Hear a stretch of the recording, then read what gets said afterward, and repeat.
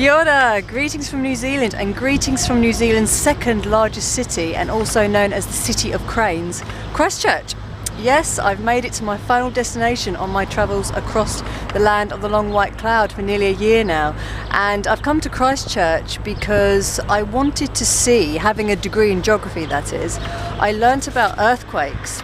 And Christchurch, as well known in the media, has suffered 2 horrendous earthquakes, and I wanted to come and see the actual damage an earthquake can do to a city firsthand. So I've gone and done this amazing rebuild tour, and it's really worthwhile because your money goes towards the city's rebuild funding, which is actually estimated to be about 70 billion New Zealand dollars, and that's a long way from what they've got at the moment. They've only got something like 1.6 billion, or maybe 16 billion. There's a lot of figures there, but they've got a long way to go to raise the funds. But I wanted to show you in my last video diary of my trip here to New Zealand the actual damage that can be done with an earthquake. And this is the church, the Anglican church here. I'll give you a little bit of a better view around here, but this is the church, the cathedral church, the Anglican church. So look at the damage there that's been done. It's pretty bad, hey?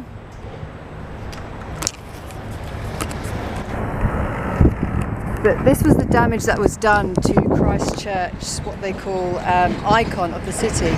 And being an Anglican church, it went under a lot of protest because the Anglican society, they didn't want the church to still be standing, and the church actually had a spiral. You'll see in my blog a picture of it as it used to look back in the 1800s, and the whole thing was destroyed in the February 22nd 2011 earthquake. And what happened was that there was a big protest. They got a wrecking ball out and cranes to destroy the cathedral, known as the icon of Christchurch City, and there was so much protest that now it's just standing here, just dormant. So it's a big tourist attraction, but it's just amazing to see the devastation that I believe it was 6.3 magnitude earthquake can do. And the earthquake that was actually in 2010, the very first one that Christchurch suffered, was in a place called Darfield, which is about 13k the other way out. And that had a horrendous damage, but the city wasn't damaged as much as the February 22nd 2011 earthquake was. 185 fatalities happened on that day. 115 was in one building, that was the CTV, Canterbury Television building, which was horrific.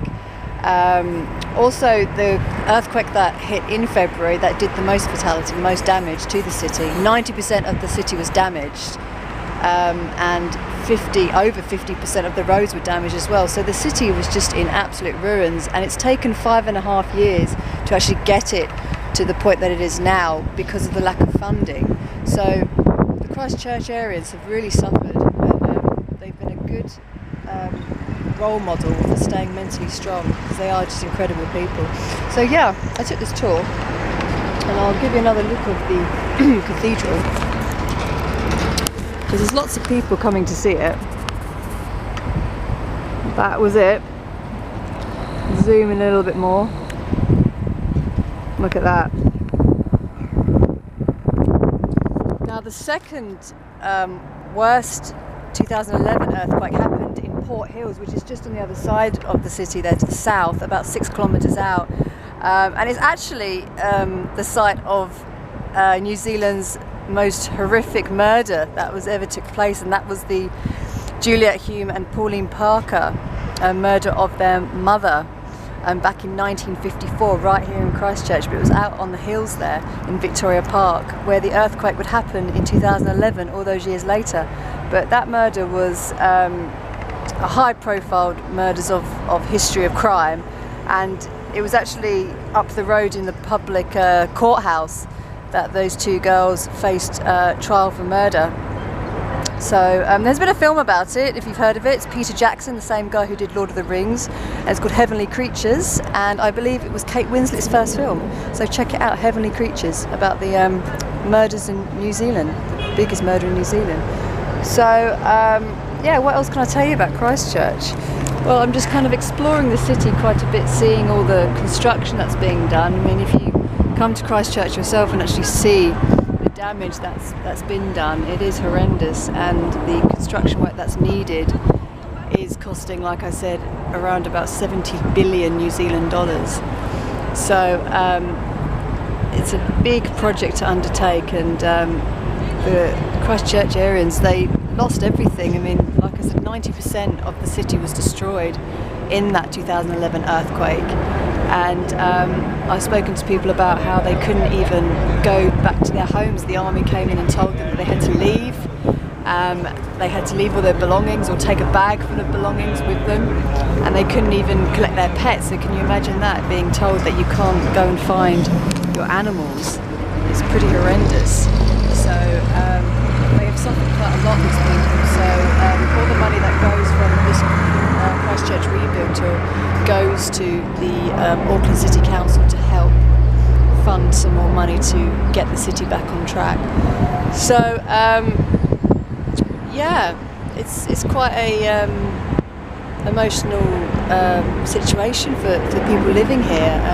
Their whole city was just destroyed like that, and it just brings home how lucky we are in Europe not to experience natural disasters on this scale. So yeah, I'm going to be spending a few more days here in Christchurch before I leave New Zealand, and enjoy what is left of it, or what's being rebuilt of it, and try to educate myself a bit more. So yeah, I'll post some more things in the blog, some more information when I receive it, and hope you enjoyed my last blog, and thank you very much for everybody who's followed me throughout my journey across Aotearoa, and I've hoped you enjoyed the blog as much as I've been living it. So kia ora and goodbye, and hope you enjoy the rest of the blog, and thank you so much for reading it. Kia ora.